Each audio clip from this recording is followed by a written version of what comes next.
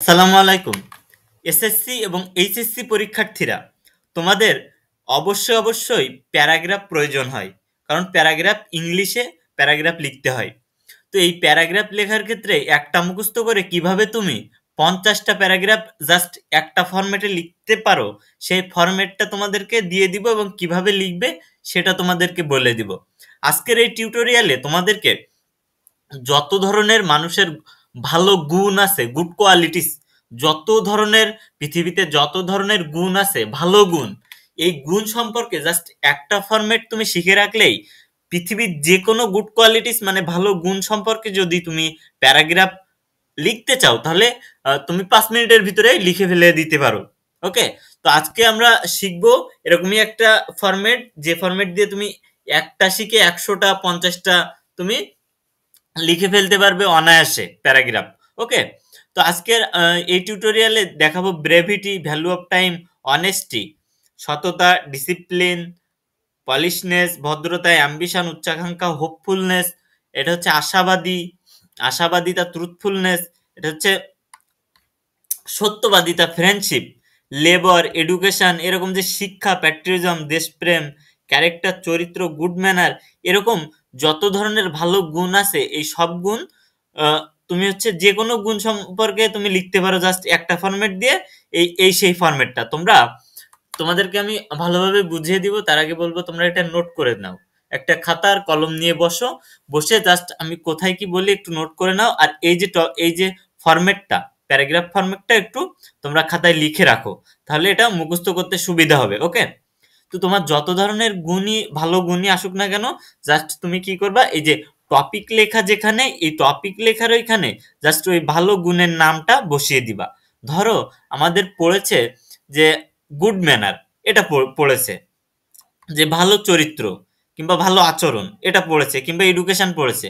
ধরো এডুকেশন পড়েছে, পড়ার পর তুমি লিখবা যে এই যে টপিকের এখানে লিখবা এডুকেশন, তারপর লিখবা education is the most valuable and powerful element of our success in life. It enrich self confidence of our running life. If we want to reach our aim, we must attain such quality. It is need to have for mental faculty. এরপরে লিখবা এই যে topic, এই যে টপিকের এখানে লিখবা তোমার যেটা পড়েছে। আমরা কি নিয়ে কথা বলতেছি? এডুকেশন, তাহলে লিখবা education can bring out reward for human being. It is important to have topic, topic মানে যে যেটা তুমি লিখতে যাচ্ছ, এডুকেশন যেটা তোমার পরীক্ষা আসবে, টপিকের এখানে ওইটা লিখবা। তারপর to retain the existence of human being. Without education, anybody cannot achieve anything great and glorious.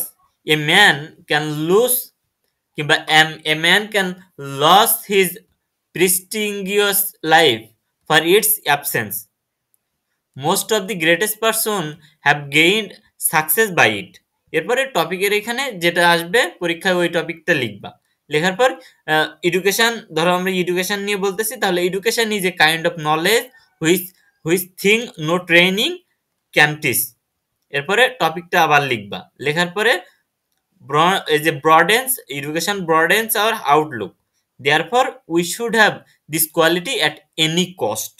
ওকে, তো এই যে ফরম্যাটটা দিয়ে কিন্তু তুমি পৃথিবীর যে কোনো ধরনের ভালো গুণ সম্পর্কে সহজেই তুমি একটা প্যারাগ্রাফ লিখে ফেলতে পারবে। তো এই প্যারাগ্রাফটা তোমরা নোট করে নাও, নোট করে নিবা। আর টপিকের ওইখানে তুমি লিখবা কি, যে প্যারাগ্রাফটা তোমার পড়বে ওই প্যারাগ্রাফটা ওই টপিকের ওইখানে লিখে দিবা, আর কিছু লাগবে না তোমার। ওকে, দেখো, বিশেষ দ্রষ্টব্য, বিভিন্ন প্রকার ভালো অভ্যাস বা গুড কোয়ালিটিস নিয়ে প্যারাগ্রাফ বললে ওপরের লেখাটি অনুসরণ করো এবং টপিকের জায়গায় তোমার নির্দিষ্ট প্যারাগ্রাফের নাম লিখে বাকি সব অপরিবর্তিত রাখো। তার মানে ভালো গুণ কিংবা ভালো অভ্যাস সম্পর্কে যদি তোমার প্যারাগ্রাফ পড়ে, তাহলে এই জাস্ট টপিকের এইখানে ওই গুণ কিংবা ভালো অভ্যাসের নামটা লিখবা, লিখে বাকি যা কিছু আছে সবকিছুই অপরিবর্তিত রেখে তুমি পরীক্ষার খাতায় লিখে দিয়ে আসবা। ইনশাল্লাহ তুমি ফুল মার্ক পেয়ে যাবা। কারণ এখানে টিচাররা দেখবে কিন্তু যে তোমার এখানে তোমার লেখার ধরনটা কেমন। আর এই যে ফরম্যাটটা কিন্তু এটা খুব সুন্দর ফরম্যাট, এটা দেখেই কিন্তু যে কোনো টিচার খুব পছন্দ করবে এবং তোমার নাম্বার দিতে, ফুল নাম্বার দিতে বাধ্য হবে। ওকে,